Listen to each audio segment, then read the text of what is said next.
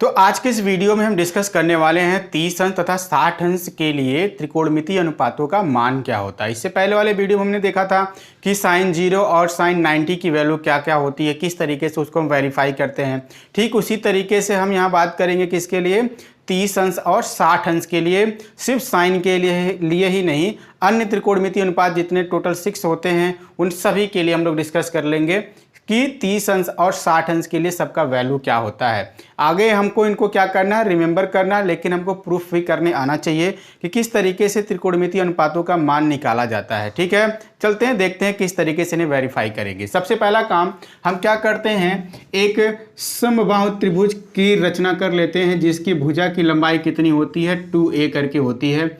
ABC एक ऐसा त्रिभुज है जिसकी सभी भुजाएं क्या हैं, एक दूसरे के बराबर हैं। हमने क्या किया, इसको 2a सपोज कर लिया, यहाँ भी 2a सपोज कर लिया और ये भी क्या हो जाता है 2a, क्योंकि समबाहु त्रिभुज या इक्विलैटरल ट्रायंगल जो होता है उसके आल साइड क्या होते हैं, इक्वल होते हैं, बराबर होते हैं। ठीक, तो यहाँ भी बिल्कुल वैसे ही AB BC और CA जो भी है वो क्या है, आपस में इक्वल है, जो कि 2a के हमने इक्वल क्या कर लिया है, सपोज कर लिया है। एक चीज और बता दिया जाए कि जो समबाहु त्रिभुज होता है उस त्रिभुज के प्रत्येक कोण आपस में क्या होते हैं, बराबर होते हैं। जो इंटरनल एंगल होते हैं वो सभी एंगल एक दूसरे के बराबर और 60 अंश वाले होते हैं, यानी 60 डिग्री वाले होते हैं। ठीक है, ये भी 60 डिग्री का होगा और ये भी क्या होगा, 60 डिग्री का होगा। और एक इसी के साथ साथ बात कर ली जाए, जो इक्विलैटरल ट्रायंगल का बाइसेक्टर एंगल बाइसेक्टर ड्रा किए, या फिर यहाँ पे हम मीडियन ड्रा करते हैं। मीडियन मतलब माध्यिका। हम क्या करते हैं, यहाँ से एक ऐसे माध्यिका की रचना कर लेते हैं जो इस त्रिभुज को दो बराबर भागों में क्या करता है, बांटता है। उसी के साथ साथ यहाँ पर ये जो साइड है इसका नाम हम रख देते हैं M पॉइंट। तो ये साइड जो BC है उस BC साइड को ये दो बराबर भागों में क्या कर दिया, बांट दिया। यानी AM क्या है, यहाँ का माध्यिका है या मीडियन है। तो यहाँ से लेके यहाँ तक की लेंथ क्या हो जाएगी, A हो जाएगी, और यहाँ से लेके यहाँ तक की लेंथ क्या हो जाएगी, A हो जाएगी। ठीक, अब एक बात और बता दें, इस समबाहु त्रिभुज में जो माध्यिका होती है आधार पर या जिस साइड पर माध्यिका खींचते हैं उस पर ये लंबवत भी होती है, यानी 90 डिग्री का एंगल बनाती है। ठीक है, ये बात हमको पहले से पता होना चाहिए, तब तो यहाँ वेरीफाई करने की बात करेंगे। ठीक है, अब अगर इस त्रिभुज को हम देखें, बड़ा वाला त्रिभुज दो त्रिभुजों में बढ़ चुका है। एक त्रिभुज ये होता है, एक त्रिभुज ये होता है। दोनों त्रिभुज कैसे त्रिभुज हैं, एक समकोण त्रिभुज बन गए, क्योंकि यहाँ पे देखा जाए 90 डिग्री के हैं। तो समकोण त्रिभुज है, तो समकोण त्रिभुज का ये जो ऊंचाई है वो ऊंचाई हमको पता नहीं है, यानी ये जो लंब है वो लंब नहीं पता, यानी वो परपेंडिकुलर जो है वो नहीं पता। तो हम क्या करेंगे, पाइथागोरस थ्योरम से सबसे पहले उस हाइट को निकालेंगे, उस ऊंचाई को निकालेंगे। तो बात कर लें कि इस त्रिभुज में, त्रिभुज ABM में किस चीज़ का, पाइथागोरस प्रमेय से। तो पाइथागोरस प्रमेय से, ठीक है, इस प्रमेय से हम ये देखें तो ये क्या लिख सकते हैं, AB स्क्वायर। ठीक है, हाइपोटेनियस यहाँ क्या है, कर्ण क्या है, AB है। तो AB square is equal to लिख पाएंगे क्या चीज़, BM स्क्वायर प्लस क्या हो जाएगा, AM स्क्वायर। ठीक है, ये तो हम लोगों ने क्या कर लिया, लिख लिया सिंपल, क्योंकि ये पाइथागोरस थ्योरम अप्लाई कर लेना है। यहाँ से हमको क्या चीज़ कैलकुलेट करना है, AM कैलकुलेट करना है। तो AM square is equal to लिख दीजिए AB square minus BM square. ठीक है, AB की वैल्यू अपने पास कितना है, 2a, हमने इसको सपोज किया था शुरुआत में ही 2a, माइनस BM की वैल्यू कितना है, A है, A स्क्वायर हमने लिख दिया। ये हो जाएगा 4a square minus A square is equal to हो जाएगा, देखिए 4a स्क्वायर से A स्क्वायर माइनस हो जाएगा तो 3a स्क्वायर हो जाएगा। ये क्या है, AM स्क्वायर के इक्वल है। ठीक, अभी हम AM की वैल्यू यहाँ से कैलकुलेट करें तो ये हो जाएगा √3a स्क्वायर के फॉर्म में। A स्क्वायर का स्क्वायर रूट सॉल्व हो जाता है तो √3 इंटू a हो जाएगा AM की वैल्यू। तो यहाँ हम लिख सकते हैं √3 इंटू a, ये क्या हो गया, यहाँ का हाइट हो गया, यानी AM हमको मिल चुका है। एक बात और बता दें, ये जो माध्यिका होता है इस त्रिभुज का, यानी समबाहु त्रिभुज का, वो ऊपर वाले एंगल को भी दो बराबर भागों में बांट देता है, यानी वो 30 अंश में क्या हो जाएगा, बट जाएगा। ठीक है, अब हमको इस समकोण त्रिभुज के सभी भुजाएं पता चल चुका है, ये BM पता चल चुका है, AM पता चल चुका है और AB भी पता चल चुका है, सब पता है हमको कितनी कितनी लंबाई में है। तो हम किसकी बात कर लें, सबसे पहले हम 60 डिग्री के लिए बात कर लें, एंगल 60 डिग्री के लिए for theta is equal to 60 degree की अगर हम बात करें तो साइन 60 अप्लाई करना चाहते हैं, क्या होगा साइन 60। हम ये जानते हैं sine theta is equal to perpendicular upon hypotenuse यानी लंब बटे कर्ण होता है।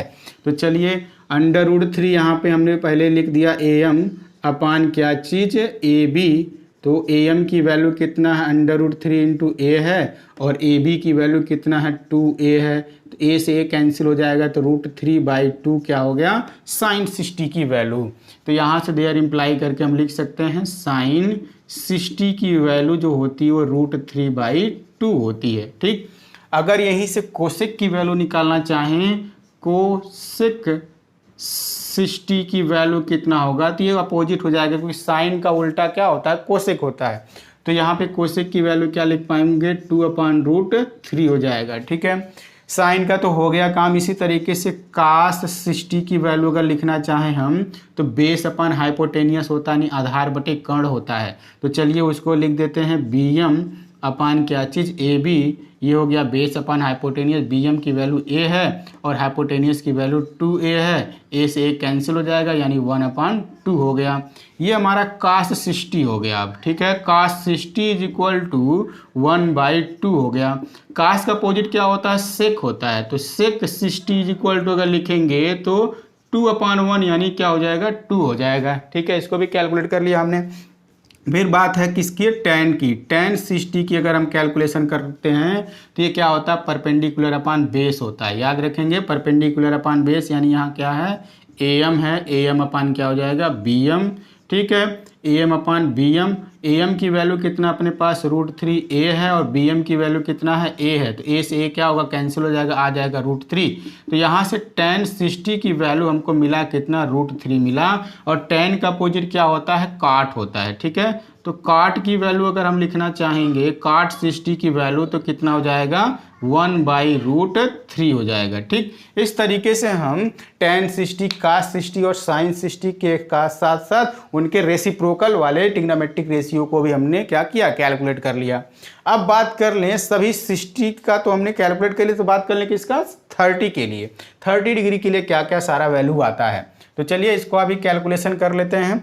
ठीक, अब यहाँ पे थीटा इज इक्वल टू किसके लिए 30 डिग्री के लिए अगर हम साइन 30 अप्लाई करना चाहें, साइन 30 इज इक्वल टू कितना होगा, तो इसके सामने ये क्या है, ये जो साइड होगा वो क्या बन जाएगा आपका, ये परपेंडिकुलर बन जाएगा, ये क्या होगा बेस हो जाएगा। ठीक, इस तरीके से ये ट्रायंगल बनता है।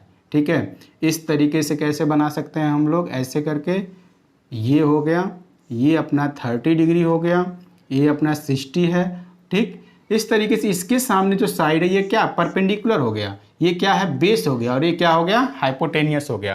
तो उसी के अकॉर्डिंग साइन 60 अप्लाई करेंगे तो परपेंडिकुलर अपॉन हाइपोटेनियस, परपेंडिकुलर कितना है A है, तो A अपॉन हाइपोटेनियस कितना हो जाएगा 2A हो जाएगा, तो A से A कैंसिल 1/2, साइन 60 की वैल्यू कितना मिल जाता है 1/2, और यहाँ से कोसेक 60 बोल दिया हमने, 30 की वैल्यू कितना हो जाता है 2 हो जाता है। ठीक, इसी तरीके से कास 30 को अगर हम कैलकुलेट करना चाहें तो यहाँ क्या होगा बेस अपॉन हाइपोटेनियस होता है, ये बेस हो जाएगा और ये हाइपोटेनियस, तो बेस कितना है √3A बाई हाइपोटेनियस कितना हो गया 2A हो गया, A से A कैंसिल यानी √3/2 हो गया। ठीक, अब हमको कास तो पता चल गया, सेक 30 की वैल्यू कितना होता है, इसी का अपोजिट कर देंगे तो 2/√3 हो जाएगा। ठीक है, और आगे बात कर लें tan का, tan 30 की वैल्यू कितना होता है, tan 30 is equal to perpendicular upon base, हम ये जानते हैं परपेंडिकुलर यहाँ कितना A है और बेस कितना √3A है, तो A/√3 इंटू A से कैंसिल हो जाएगा तो 1/√3 हो गया। तो काट 30 की वैल्यू कितना हो जाएगा ये भी जान लेते हैं, काट 30 इसी का अपोजिट हो जाता है तो कितना हो जाएगा √3 हो जाएगा। इस तरीके से हम क्या किए साइन की सहायता से, या फिर देखा जाए कोसेक को निकाल लिया गया, कास की सहायता से सेक को निकाल लिया गया, tan की सहायता से काट को निकाल लिया गया। इसी तरीके से हम 30 के लिए भी कैलकुलेशन कर लिए। ठीक, तो ये एक प्रूफ है या प्रमाण है किस चीज़ का, 30 अंश और 60 अंश के लिए अगर हमको त्रिकोणमितीय अनुपात का, सभी त्रिकोणमितीय अनुपात का मान जानना है तो बिल्कुल क्या करेंगे, एक समबाहु त्रिभुज बनाएंगे। इसी तरीके से कंस्ट्रक्शन करते हुए हाइट निकाल लेंगे। हाइट निकाल लेने के बाद से सभी साइड आपको पता चल जाएगा उस राइट एंगल ट्रायंगल का, और सभी कैलकुलेशन आप कर सकते हैं क्योंकि आपको पहले से त्रिकोणमितीय अनुपात के बारे में क्या है, पता है। ठीक, बिल्कुल ये टॉपिक आसान सा है और आप अगर समझें तो आसानी से इसको आराम से काम कर सकते हैं। हमको एग्जाम के लिए तो नहीं, बट ये हमारे नॉलेज के लिए बहुत इंपॉर्टेंट टॉपिक है। आपसे कोई भी पूछ सकता है कि साइन 30 अंश या साइन 60 डिग्री की या tan 60 डिग्री की वैल्यू बताइए, कैसे वेरीफाई कर सकते हैं। बस आपके सामने इस मेथड को हमने बताया और आप इसके हेल्प से क्या कर सकते हैं, बता सकते हैं किस तरीके से वेरीफाई करना, किस तरीके से प्रूफ करना है। Thank you.